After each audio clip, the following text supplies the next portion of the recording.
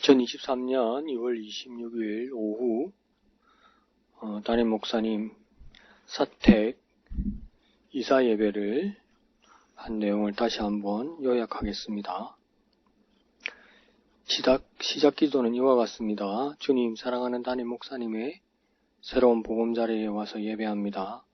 지체된 우리가 마음껏 축복하게 하시고 하나님께서 한없는 은혜를 베풀어 주옵소서.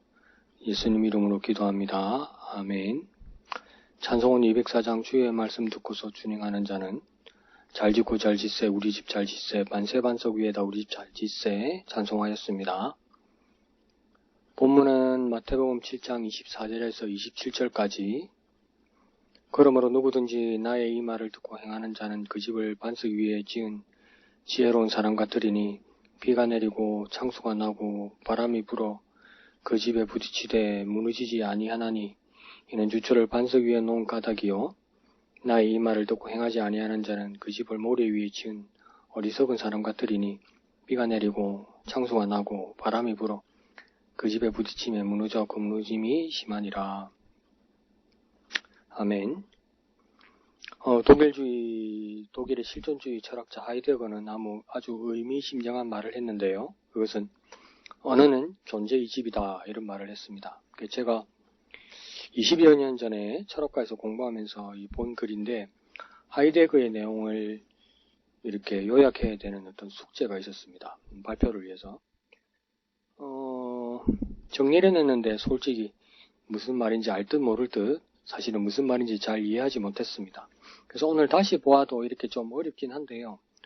조금은 감이 왔습니다. 그런데 그 말도 다시 찾아보니까 꼭 제가 알고 있는 말이 정확한 말은 아니었습니다. 그래도 하이데거가 왜 이렇게 말했을까 한번 보면 저도 이렇게 잘은 모르지만 매주 영어, 히브리어, 헬라어 등을 공부합니다. 그런데 많이도 모르는 단어들이 있어서 사전을 찾아보는데요. 요즘은 종이 사전 아니라도 책 사전 아니라도 인터넷상으로도 찾을 수 있지요. 그런데 느끼는 건 뭐냐면 꼭 들어맞지 않는 말도 있고 또 한국말로 번역돼 있어도 한국말도 내가 잘 이해하지 못하는 말도 많고 그렇더라고요. 그러니까 다 두고라도 한번 이렇게 나를 정직하게 정리를 해보면 나 강우경의 언어는 나 강우경이란 사람이 존재하는데 한계를 정하는 것 그것을 느끼게 되었습니다. 다시 한번 말씀드리면 나 강우경의 언어는 나 강우경이란 사람이 존재하는데 그 한계를 정한다. 그 울토리를 만든다. 그게 맞는 말 같아요. 더 쉽게 말하면 아는 만큼 말하지 모르는 것은 말할 수가 없다는 것이죠. 그런 기적은 없다는 겁니다. 또 우리 믿음과 영적인 부분으로 한번 생각해 보면 깨닫고 그 깨달은 바를 믿음으로 고백하는 만큼 말로, 현실로, 능력으로 살아가는 것입니다. 깨닫지 못한 말을 말할 수 없고 깨닫지 못한 말을 말한다고 그래도 그 말은 현실도 아니고 능력도 안 된다는 거죠. 그래서 다시 하이데거로 돌아가면 하이데거의 말을 다시 찾아보면서 조금 더 알게 되었지만 이 하이데거의 말은 좀 다른 의미, 또 다른 깊은 의미가 있었습니다. 그러니까 하이데거가 정리할 때는 사람의 말에는 두 가지 언어가 있는데 첫 번째는 과학의 언어가 있고 두 번째는 시적인 언어가 있는데 첫 번째 과학 언어는 자본주의적인 언어이고 두 번째 시적 언어는 자유와 해방의 언어라는 것이죠. 그러니까 이거는 우리가 성경을 보는 눈이나 믿음의 눈에서 진리는 아니라 할지라도 지극히 하이데거적인 통찰입니다.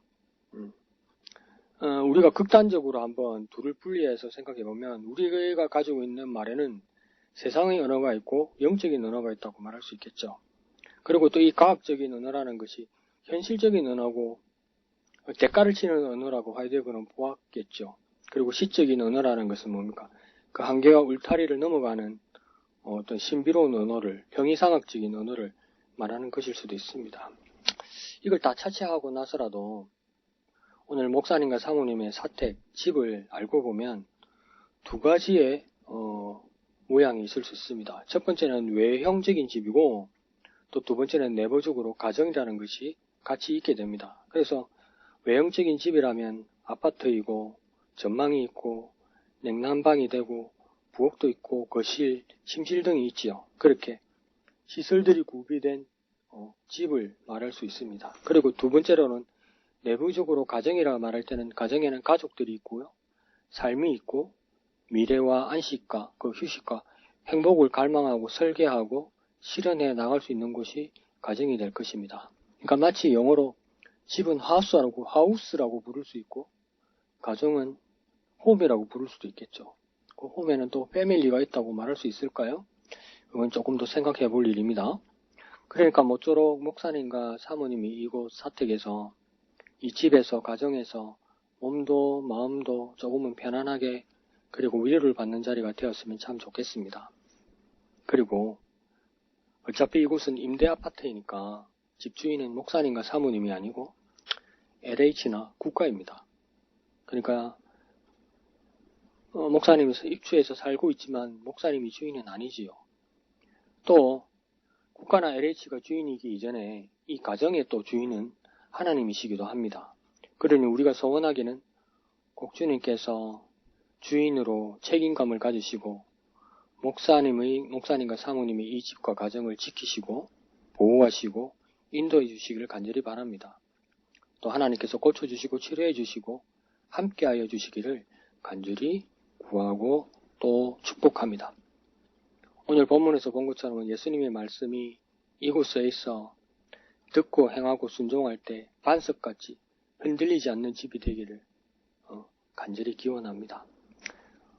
바닷가가 가까워서 올여름에도 가을에도 몇 번의 태풍이 이 아파트를 지나갈 수 있을 겁니다. 그래도 든든하게 아파트가 그 태풍 한가운데를 지켜주고 든든하게 해주는 것처럼 심지어 나쁜 생각인지 모르겠지만은 그 세찬 바람을 구경할 수 있도록 안전한 보금자리가 되는 것처럼 하나님께서 반석같이 이 집과 가정을 지켜주시기를 간절히 예수님 이름으로 모든 지체를 대표하여서 축복합니다. 기도하겠습니다. 하나님 아버지 감사합니다. 주인 되신 주님께서 목사님과 사모님과 이 가정을 지키시고 보호하시고 인도하시고 함께하여 주옵소서. 예수님 이름으로 기도합니다. 아멘.